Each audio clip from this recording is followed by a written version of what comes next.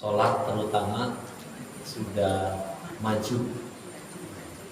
Subuh itu sekarang jam 4:04, zuhur jam 11:30, asar jam 3 kurang, maghrib juga jam 6 kurang, isya jam 7 kurang. Sehingga selesai sholat maghrib, selesai sholat isya itu belum jam 7:30. Sementara ketentuan taklim itu jam 8. Kenapa ya? Atau pada isya ya? Pada isya. Padahal jam 9 juga pada isya. Pada isya. Ya, nggak apa-apa itu. Kita manfaatkan. Kasihan. Waktu berjalan tidak sia-sia. Sambil menunggu yang mungkin masih ada di belakang. Kita mulai. Bismillahirrahmanirrahim. Assalamualaikum warahmatullahi wabarakatuh. Waalaikumsalam warahmatullahi wabarakatuh. Rabbi shrah li sadri wa yassir li amri wahlul 'uqdatam min lisani yafqahu qawli. Masyaallah kan wa ma lam yasha' lam yakun. La haula wa la quwwata illa billah. Apa yang Allah kehendaki terjadi pasti terjadi. Dan yang tidak Allah kehendaki terjadi tidak mungkin akan terjadi. Syukur di malam hari ini Allah memberikan suasananya sejuk dan terang. Ini menandakan Allah ridho kepada kita untuk lebih maksimal dalam menghadiri majelis ta'lim. Sebelumnya mari kita sama-sama mohon dulu kepada Allah agar kita menginginkan sesuatu yang terbaik dalam kajian ini adalah ilmu yang bermanfaat, insya Allah akan dikabul. Doa belajar bersama-sama, ikutin saya. Bismillahirrahmanirrahim. Rabbi zidni ilman. Allahumma anfa'ni bima 'allamtani wa 'allimni ma yanfa'uni warzuqni ilman yanfa'uni. Amin ya rabbal alamin. Mudah-mudahan dengan doa ini seperti yang kita inginkan dan seperti yang Allah kehendaki adalah menjadikan ilmu kita bermanfaat. Amin ya rabbal alamin. Sebagai mukadimah sebuah ayat, kita sama-sama renungkan surah Al-Ahzab ayat yang ke-21. Allah menyatakan, a'udzubillahi minasyaitonirrajim. Laqad kana lakum fi Rasulillah uswatun hasanah liman kana yarjullah wal yawmal akhir wa dzakarallaha katsiran. Secara bunyi masyhur, secara makna hafal.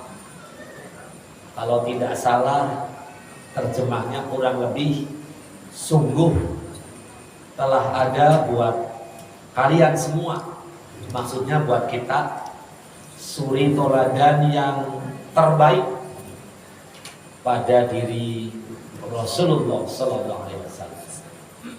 Untuk siapa? Liman kana yarjullah wal yawmal akhir. Untuk orang-orang yang mengharap rahmat Allah, dan juga untuk orang-orang yang mengharap rahmat hari akhir. Wa dzakarallaha katsiran. Juga untuk orang-orang yang banyak dalam mengingat Allah Subhanahu wa taala. Suasana di bulan Rabiul Awal yang tepatnya hari ini adalah tanggal berapa, Bu? 18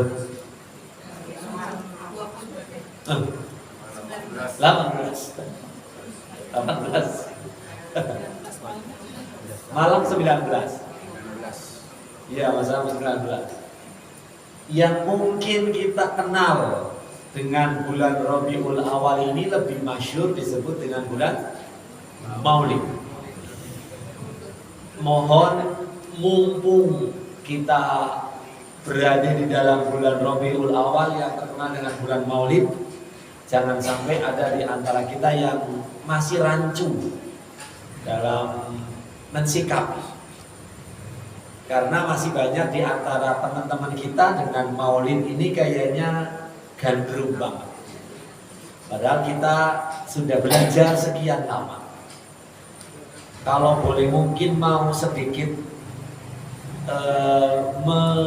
merenung, kalau sudah dimasyhurkan dan dilazimkan kata-kata maulid, ditambahin lagi dengan maulid Nabi, sehingga kan seolah-olah Rasulullah mencontohkan ulang tahun, itu seolah-olah. Kalau kita mau terus membiarkan dan melazimkan kata-kata maulid Nabi, tapi juga kita nggak boleh sinis, fanatik nggak boleh, tapi sinis juga nggak boleh. Jangan mentang-mentang kita tidak memakai maulid, kemudian kita nggak kenal tentang kelahiran Nabi, di mana, kapan, siapa orang tua Nabi. Jangan sampai, kalau bisa nggak pernah, jangan sampai. Presiden, pahlawan, apalagi termasuk rentetan kabinet aja suruh dihafal.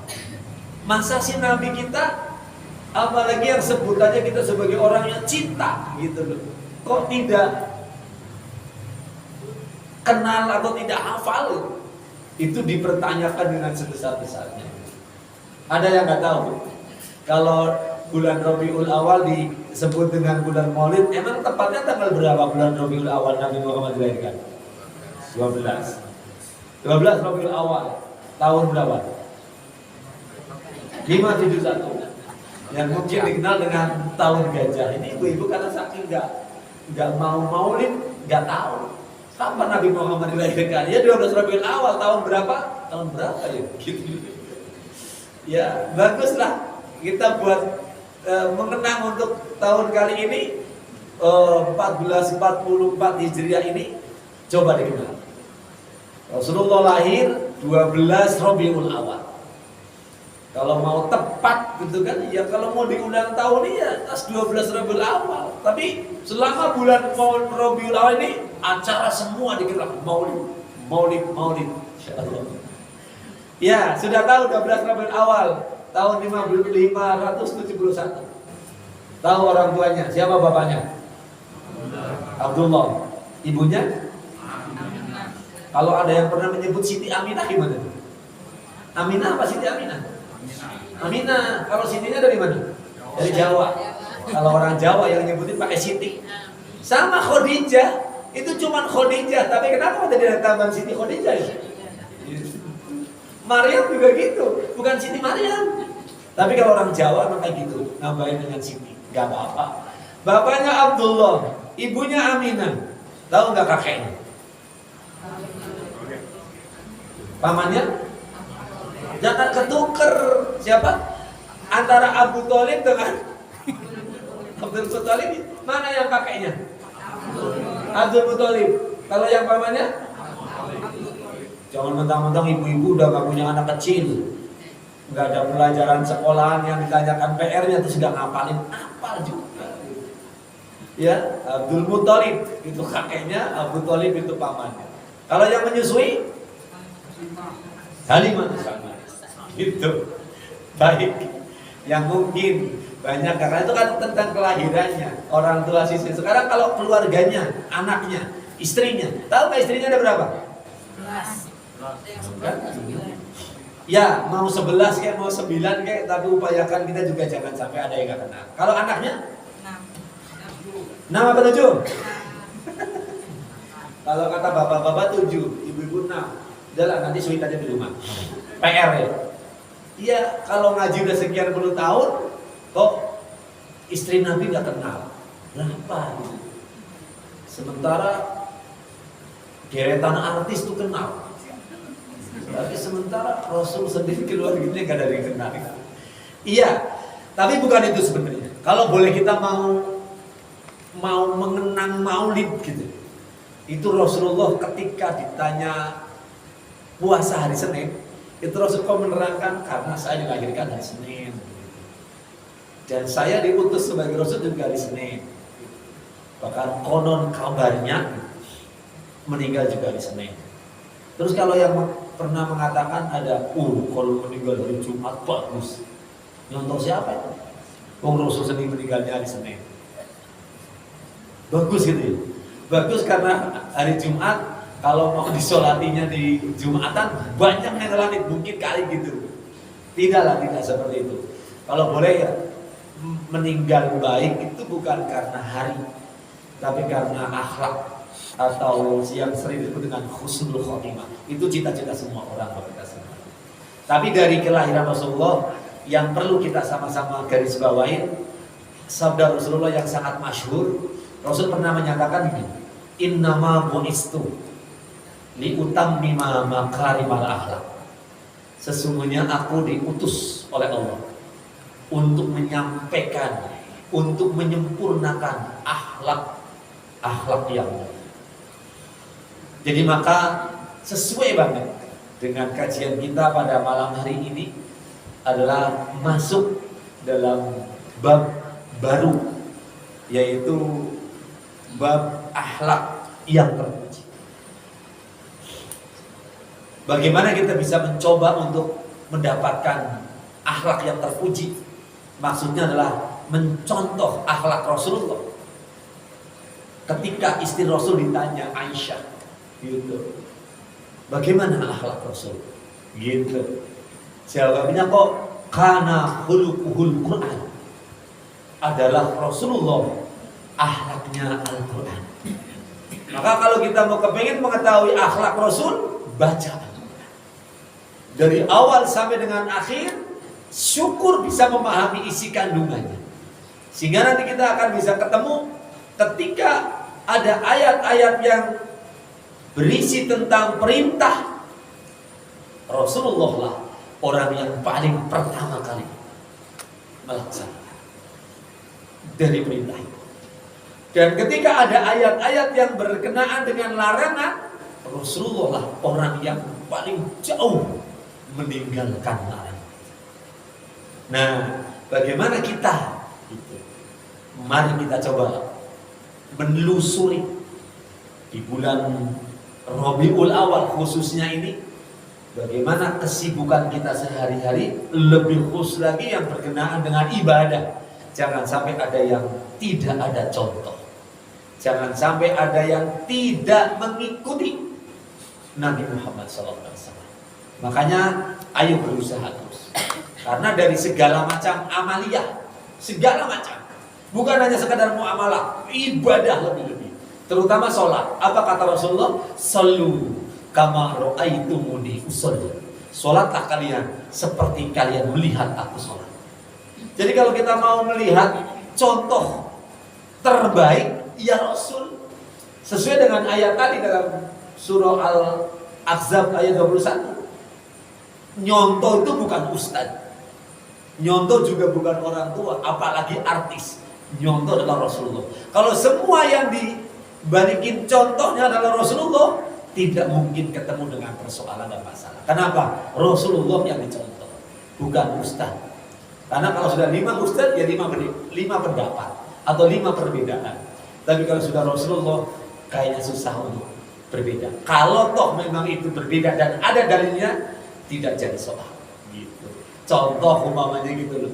Ada Rasulullah ketika sujud, kadang tangan dulu, kadang lutut dulu. Oh, dua-duanya ada dalilnya. Berarti gak apa-apa. Gitu kan. Rasulullah kadang ketika membaca surah Al-Fatihah dalam sholat jahar, kadang Rasulullah menjaharkan basmalahnya.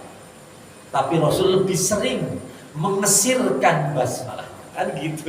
Ini yang mungkin juga terus berusaha. Oh, ternyata Rasulullah juga mengamalkan seperti itu. Dan termasuk isi daripada sholat itu sendiri. Dari bacaan-bacaan doa itu kan banyak. Rasulullah kadang sujud membaca doa Subhana Rabbiyal A'la. Tapi juga tidak juga ketinggalan. Rasul juga sering membaca doa sujud dengan bacaan subhanakallahumma rabbana wa bihamdika Allahumma ighfir. Ya karena saking banyaknya ajaran, kita harus terus berusaha mengerti. Jangan karena baru satu yang kita dapat, kemudian yang lain disalahkan. Banyak seperti itu.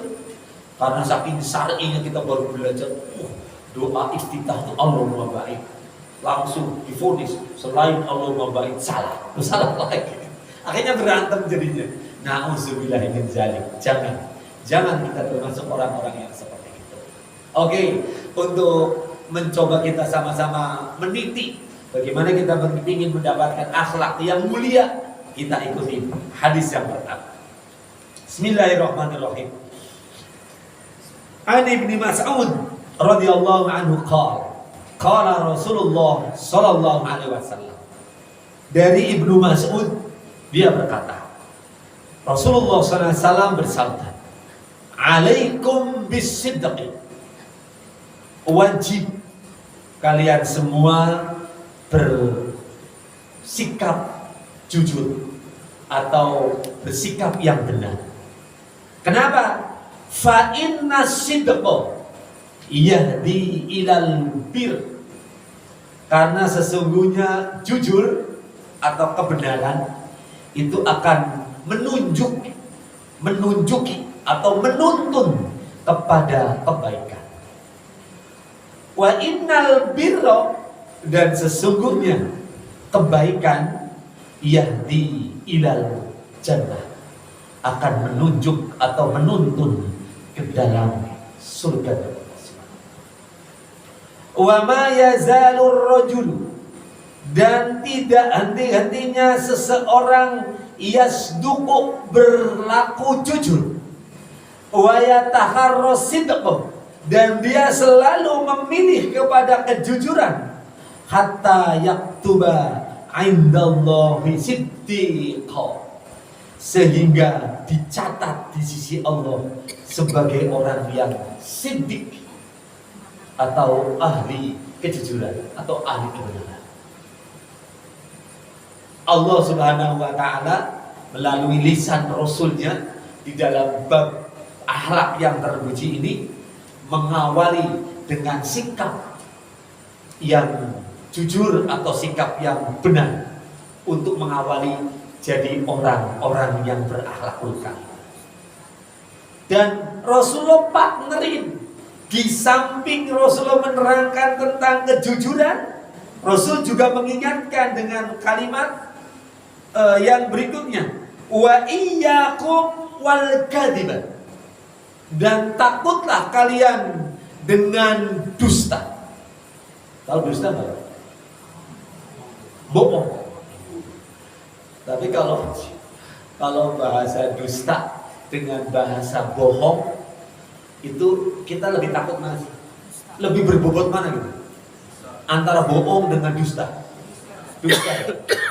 Tapi kalau padahal kan antara bohong sama dusta kan sama. Tapi ketika kita dibilangin bohong, lo biasa saja.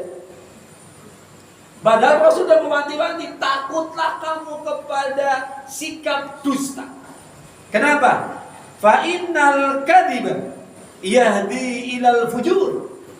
Sesungguhnya dusta itu akan menuntun atau menunjuki kepada kedurhakaan.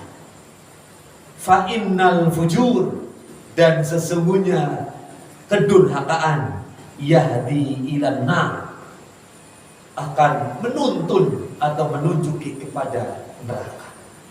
Sekarang kita udah dikasih tahu jalan yang ujungnya ke surga itu apa, dan jalan yang ujungnya ke neraka apa, sudah dikasih tahu.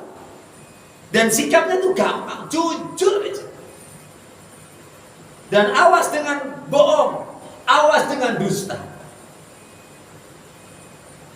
Karena kalau sekarang ini semboyan jujur itu remeh bang. Karena seperti ini, kalau dulu jujur itu makmur dulu. Kalau sekarang jujur itu hancur.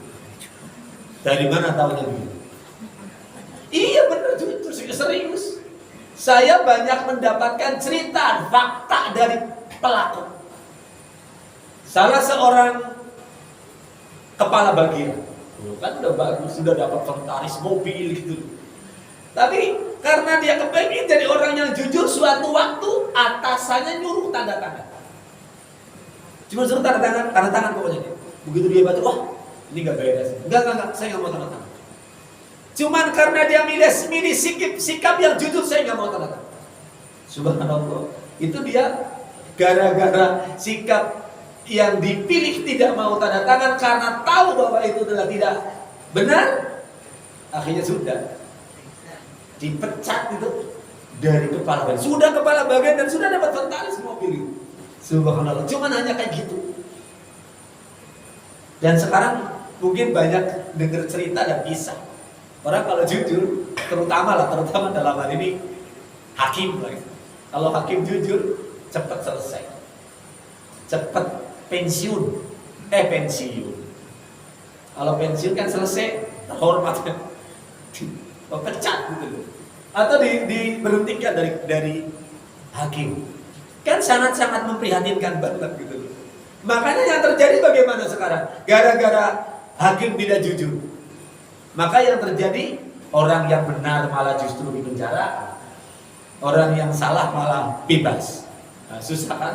Biarin aja, itu kan urusan dunia. Nanti ketika di hadapan Allah tidak ada satu. Kenapa bisa terjadi begitu? Bukan sekedar hakim, karena ada yang membela, yaitu pengacara. Makanya udah diketuk palu, ada yang keberatan. Udah tahu diketuk palu masih ada tanyakan.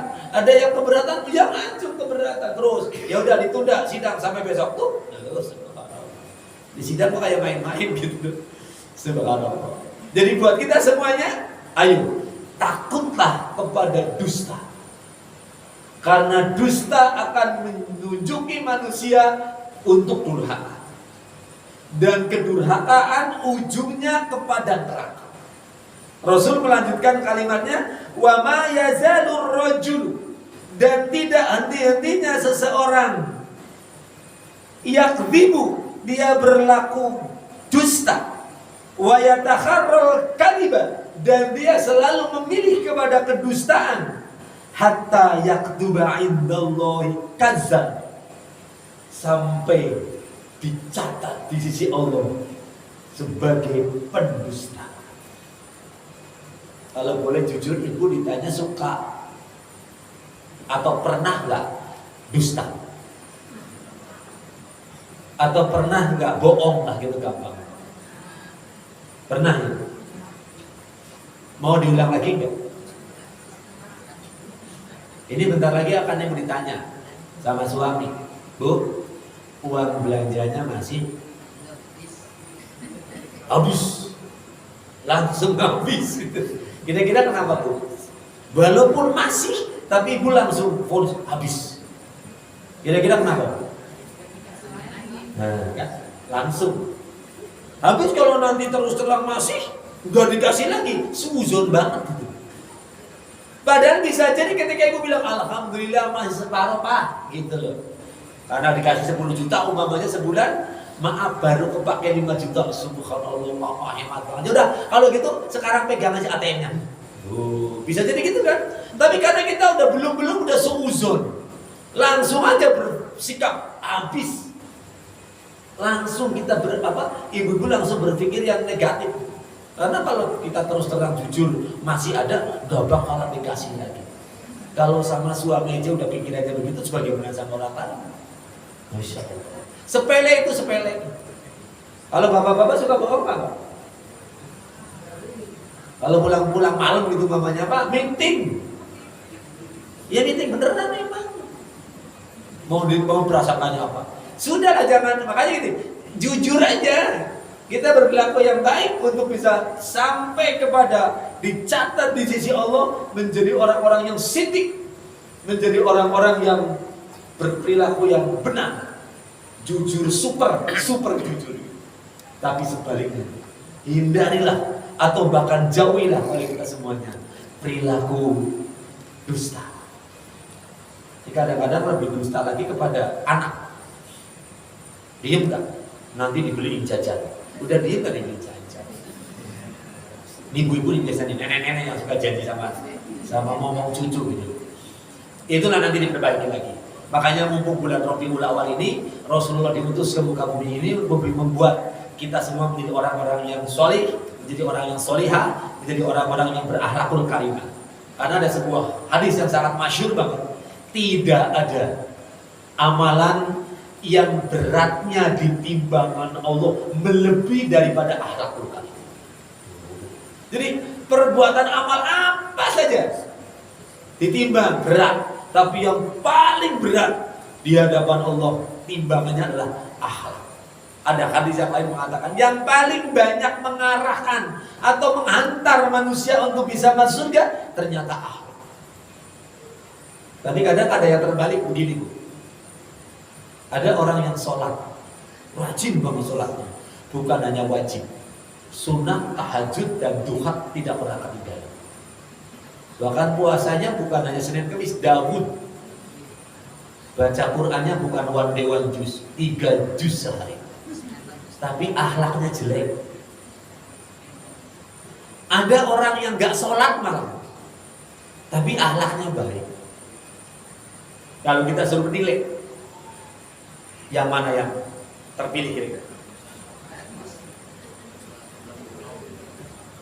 Iya, sholatnya bagus banget, tapi akhlaknya gak bagus. Ada orang yang gak sholat atau minimal kayak sholatnya bentang-bentang, tapi akhlaknya baik. Ketemu orang senyum gitu loh. Bahkan jangankan sama manusia, sama binatang aja baik banget. Kemana dia ketemu kucing, ngasih makan kucing. Berarti orang gak sholat. Subhanallah. Ini yang memang susah, ditebak susah.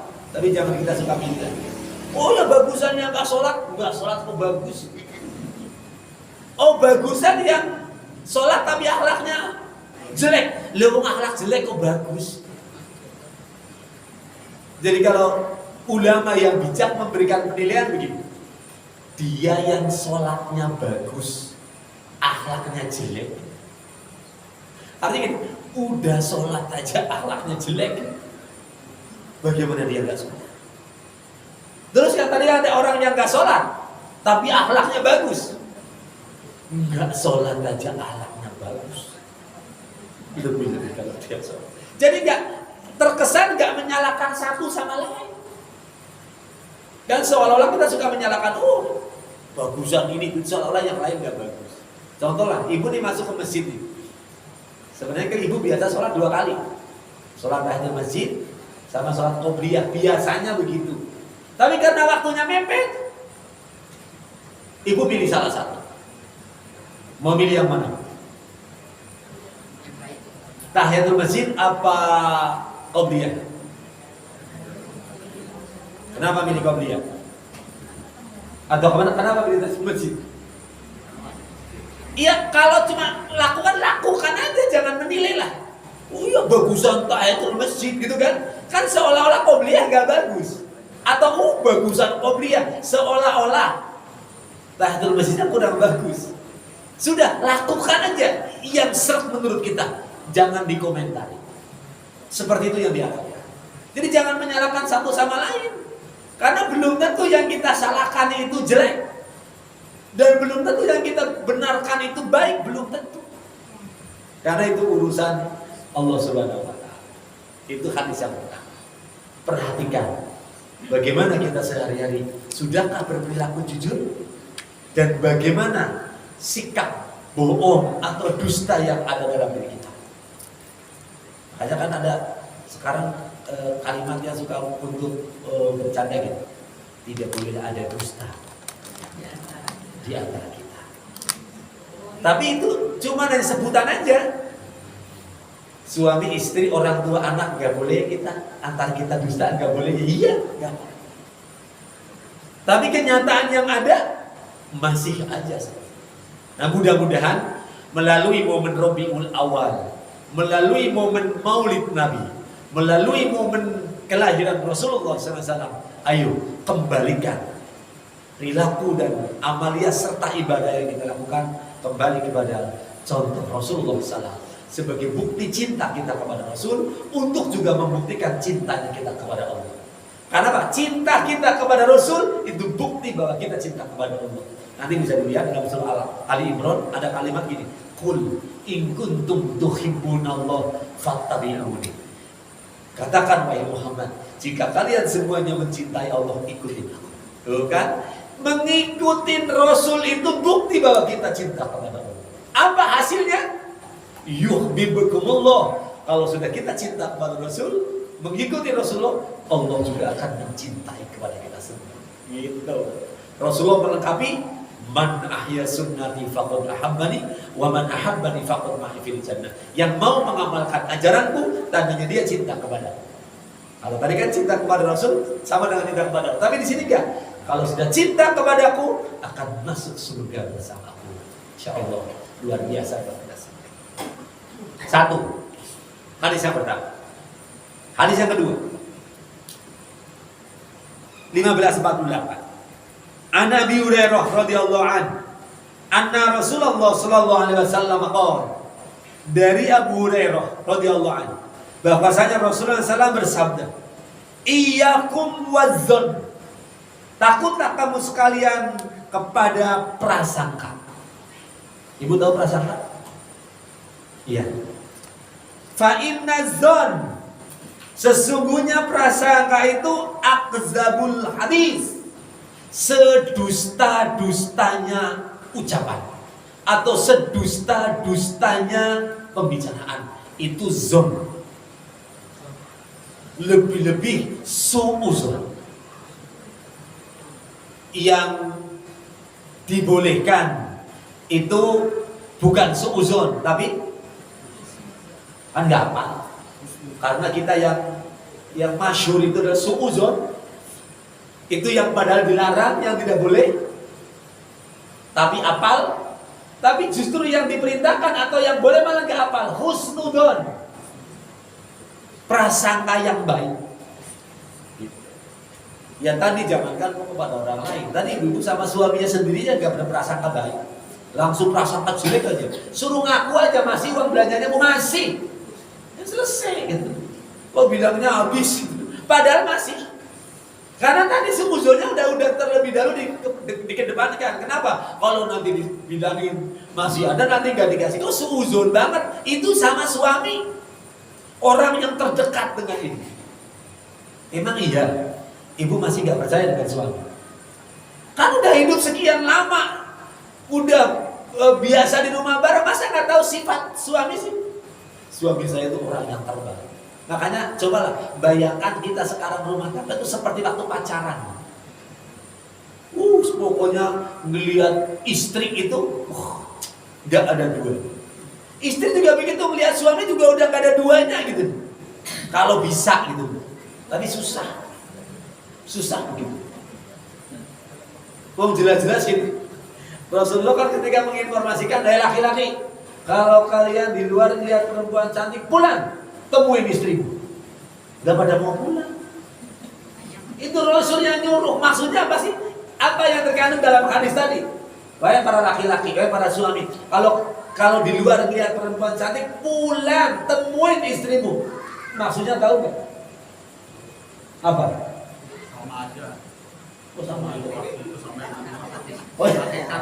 Oh gitu.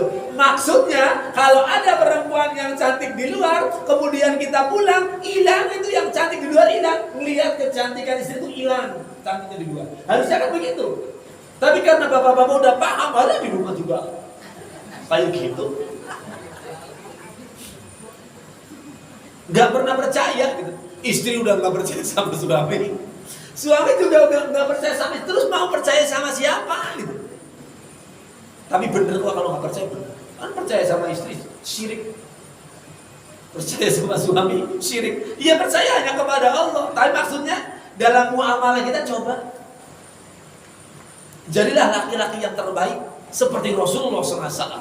Kan Rasul menyatakan, akulah suami yang terbaik, akulah sebaik-baik manusia. Makanya akulah orang yang paling baik. Atau gini bahasa gini, sebaik-baik laki-laki adalah yang paling baik kepada istri. Subhanallah. Jadi ukuran laki-laki baik itu bukan di kantor. Ukuran laki-laki baik itu bukan di mesin. Ukuran laki-laki baik itu bukan di lingkungan, bukan, tapi di rumah. Jadi kalau sampai ada, itu Pak Ahmad, begini angkat jempol. Iya boleh diangkat jempol di luar boleh. Tapi bagaimana ketika di rumah? Makanya ketika Ibrahim ngecek, coba Ismail kayak apa sih? Ditanya kepada istrinya kan. Tapi ternyata karena memang istrinya luar biasa gitu. Masya Allah. Akhirnya malah justru yang divonis oleh Ibrahim, ini istri yang kurang. Karena apa? Ibrahim paham banget dengan Ismail. Tapi kok begitu ditanyakan kepada istrinya kok malah diceritakannya tidak baik gitu loh. Oh ya sudah. Pesannya kalau gitu, pesan kepada Ismail nanti pertama salam, Bapak datang, yang kedua suruh ganti pintu dapur apa di tiang dapur. Dan pokoknya suruh ganti lah gitu. Begitu Ismail pulang, Mas, kalau kata orang Jawa bilang, tadi ada laki-laki datang, titip salam buat Mas. Siapa? Gak tahu. Tapi ada pesan, suruh ganti pintu dapur. Oh itu bapak saya, gitu. Kalau suruh ganti pintu dapur, saya suruh cerai kamu cerai, udah cerai gitu aja. Kalau kita kan mau cerai prosesnya mana panjang lebar paling tinggi, gitu. Susah. Nah makanya buat kita semuanya ternyata ukuran, maaf ya ini nanti bisa dibaca, ukuran baik dan tidaknya rumah tangga ternyata istri. Masya Allah. Jadi rumah tangga baik atau jelek, istri yang tidak. Nanti bisa dibaca dalam Al-Quran kan. Makanya kan perumpamaan orang-orang yang beriman, orang yang baik, kok diumpamakan kok istrinya Fir'aun. Dan perumpamaan rumah tangga atau orang-orang yang tidak beriman kok diceritakan istrinya Nuh. Kan berarti menjadikan pelajaran bahwa ukuran rumah tangga baik dan tidaknya itu adalah di istri, bukan di suami. Makanya sekalipun suaminya Fir'aun, istrinya Solehah, siapa? Asia apa Aisyah? Asia itu menjadi contoh istri yang baik. Sementara sekalipun Nuh, sekalipun Lut, tapi istrinya kurang aja, dia tetap aja keluarga tidak baik. Jadi kesimpulannya, istri Fir'aun masuk ke dalam surga, istri Nabi Nuh dan Nabi Lut masuk. Kalau ibu mau milih jadi istrinya siapa? Masa istrinya Fir'aun? Jangan. Jadi istrinya yang ada di rumah aja. Subhanallah. Jadi mari dibangun buat kita semuanya, karena Rabiul Awal ini Rasulullah diutus bukan hanya untuk muamalah dan akhlakul karimah, tapi juga membangun rumah tangga yang terbaik. Rasul menyebutkan bahwa istri yang baik, itu kan diterapkan oleh Rasulullah. Istri yang baik atau istri yang solehah minimal ada 3 tandanya. Kalau suami yang baik kan cuma 1. Suami yang baik adalah suami yang paling baik kepada istrinya, titik. Jadi setekun apapun ibadah suami, tapi kepada istri kagak baik, kagak. Tapi kalau istri yang baik 3. Pertama, selalu menyenangkan ketika dilihat. Terserah ibu cara menyenangkan dengan bagaimana ibu lebih tahu. Jadi tanda istri yang solehah itu selalu dilihat menyenangkan. Kira-kira apa Bu? Resep untuk bisa menjadi menyenangkan apa? Resepnya apa? Jawab aja nggak Pak Ibu, jangan malu-malu. Ini babnya kan jujur sekarang ini. Apa Bu? Bapak bisa bantu nanti biar ibu-ibunya melaksanakan resep untuk menjadi istri yang solehah. Yang pertama selalu menyenangkan, resepnya apa? Apa Bu? Bukan berdandan. Kan dilihat kan, dilihat menyenangkan, bukan jujurnya doang, tapi berdandan. Maka ada kalimat hadis yang mengatakan sebaik-baik perempuan adalah yang pesolek. Tahu pesolek? Awas, nanti dulu. Protes semua. Ya, gitu. Jadi maaf ya, ini kadang-kadang kita nih perempuan istri itu aneh. Dulu waktu masih muda, yang padahal nggak dandan udah cantik, dandannya gitu. Ya kan waktu masih muda nggak dandan kan udah cantik gitu loh, aja dandannya wah gitu. Lah sekarang udah tua, sekalipun dandan aja belum tentu cantik. Lah kok susah suruh dandan gitu. Lo kok ketawa sih? Kenapa Bu? Iya begitu kan? Coba ini manusiawi banget kan? Oh, waktu masih muda kagak dandan itu udah cantik, tapi kenapa kok dandannya sampai di depan kaca tuh lama banget itu? Saya mengalami kan, kebetulan saya punya anak 4 perempuan semua, kalau mau pergi lama banget nungguin. Oh, ya anak 4 kan kaca cuma 1 gitu. Masa anak 4 kacanya 4 kan kayak salon banget itu. Ini nunggu apaan gitu tuh. Harusnya kalau sudah tahu dandan namanya Bu jauh lebih awal persiapannya, enggak gitu. Begitu ya kita berangkat baru rebutan kaca, Masya Allah. Saya mengatakan kepada perempuan ya karena saya merasa udah punya anak perempuan kayak gitu, mungkin sama kali. Jadi harusnya kalau ibu waktu masih muda dandannya hobi, kenapa sekarang begitu dan lebih hobi lagi? Kenapa? Menjaga diri untuk bisa selalu menyenangkan ketika dilihat. Maaf ya, ibu-ibu saya pesankan jangan banding-bandingin. Orang istri yang disuruh dandan rapi, malah ngapain saya rapi? Suami saya juga cuma pakai celana kolor. Jangan begitu, jangan dibandingkan dengan istri ya istri. Kalau mau ibu jadi istri yang terbaik, lakukan sesuatu. Dandan, 1. Yang kedua, taat. Jadi maaf ya, untuk para istri tidak ada kata tidak untuk perintah suami, kecuali kalau disuruh untuk maksiat. Yang menjadi pertanyaan, ibu kalau disuruh beli rokok, mau nggak? Nggak mau. Terus suaminya marah. Oh enggak, kalau yang rokok, umpama ibu punya suami rokok terus disuruh, mau nggak? Maulah. Gerimis lagi.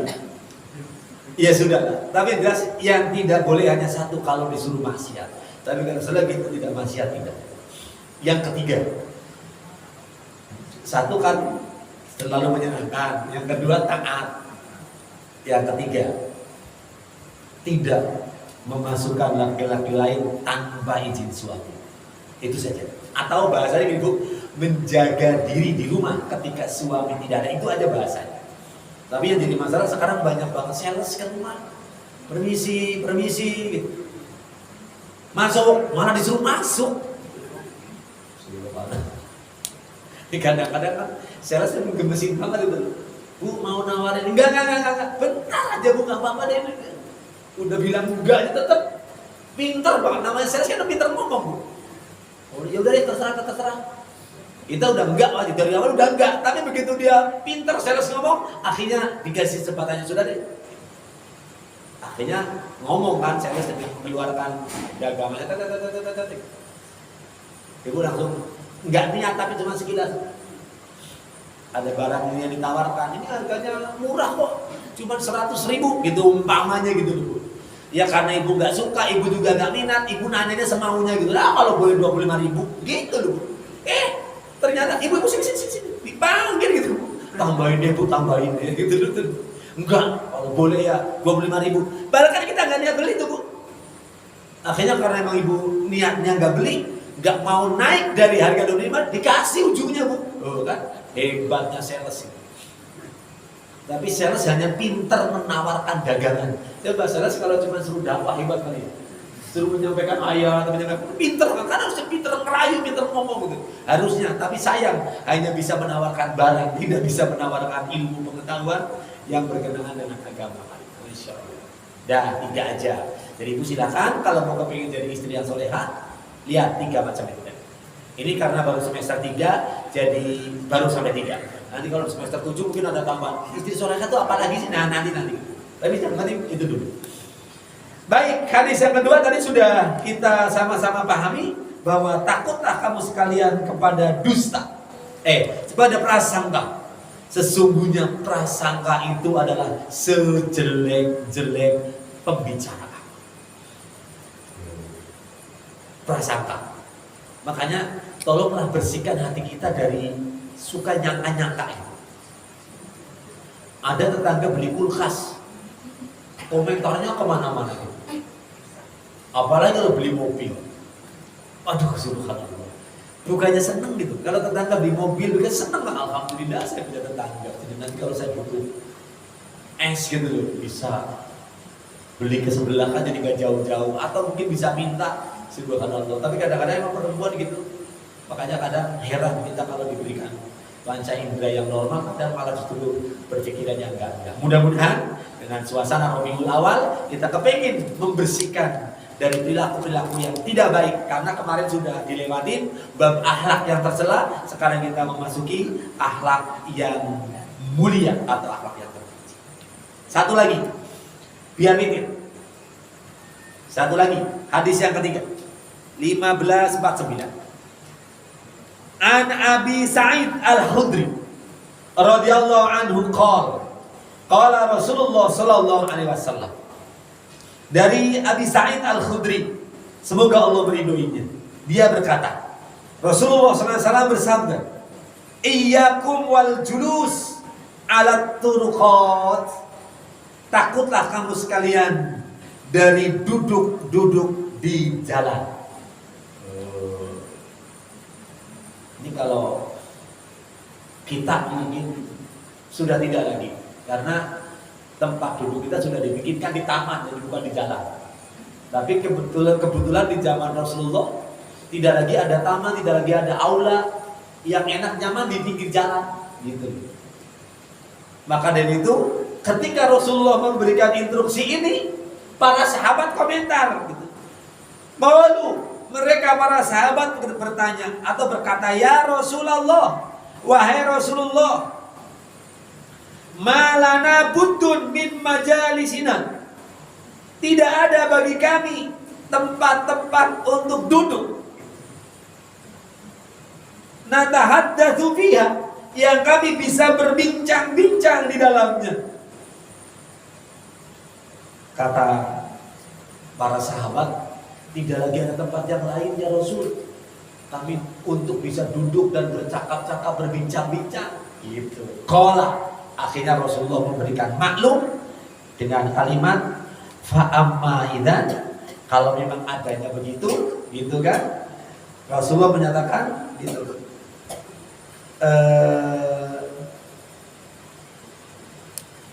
Apa itu? Ya. Fa'amma idzan, kalau begitu fa'tu tariqan haqqahu, gitu. Maka berikanlah haknya jalan. Jadi oke, kalau memang hanya ada tempat di jalan-jalan di kalian duduk, tidak ada tempat yang lain, silakan. Tapi berikan haknya jalan. Sahabat protes, tanya. Kalau mereka berkata, wa ma haqquhu? Apa hak jalan itu ya Rasulullah? Kalau Rasul menerangkan. Jadi ini syarat bolehnya untuk duduk-duduk di jalan. Atau kalau kita mungkin gak duduk, ya mungkin asik lah berdiri di jalan, ngobrol gitu. Berikan haknya jalan. Apa itu? Pertama, ghaddul basar, tundukkan pandangan. Kira-kira apa alasannya? Tidak lagi berzina.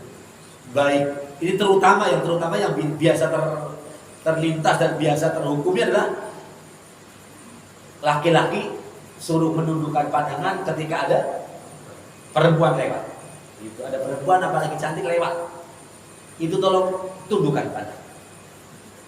Tapi kadang-kadang tidak adilnya ketika ada laki-laki lihat ada perempuan cantik lewat, langsung perempuan laki-laki dasar kalau ada perempuan cantik lewat matanya hijau gitu. Pertanyaan saya, bukannya kalau ada laki-laki lihat perempuan cantik suka itu wajar? Pertanyaannya gini, kalau perempuan lihat ada laki-laki lewat, laki-laki ganteng lewat, suka nggak? Nggak kan, juga jujur pura-pura itu. Jangan. Orang kadang-kadang ada di bintang film aja, bintang film malah kan di film gitu loh, kok langsung gitu loh. Subhanallah. Jujur nih ibu, kalau ada laki-laki ganteng lewat, suka nggak?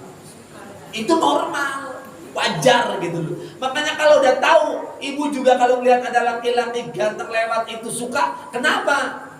Laki-laki ketika melihat ada perempuan cantik suka, ibu juga kesel gitu. Jadi tolong berikan haknya. Maka baik laki-laki melihat perempuan lewat atau baik perempuan melihat laki-laki lewat, tundukkan pandangan. Itu haknya jalan. Satu. Yang kedua, wakaful ada. Tolong jangan suka iseng, jangan mengganggu. Baik mengganggu dengan perilaku, tangan, atau mungkin dengan ucapan. Gitu. Kadang-kadang diganggu dengan siulan, cuy, segala macam gitu. Kan jadi soal gitu. Maaf, itu kalau kira-kira tidak bisa memberikan haknya jalan, tinggalkan jalan itu. Jadi dua, pertama tundukkan pandangan, yang kedua jangan mengganggu, yang ketiga waraddus salam, jawab salam. Wajib ternyata ya. Jadi kalau ada orang yang lewat assalamualaikum, wajib menjawabnya. Masya Allah. Yang suka pasti banyak suka latah. Salam itu dianggap remeh. Padahal kan secara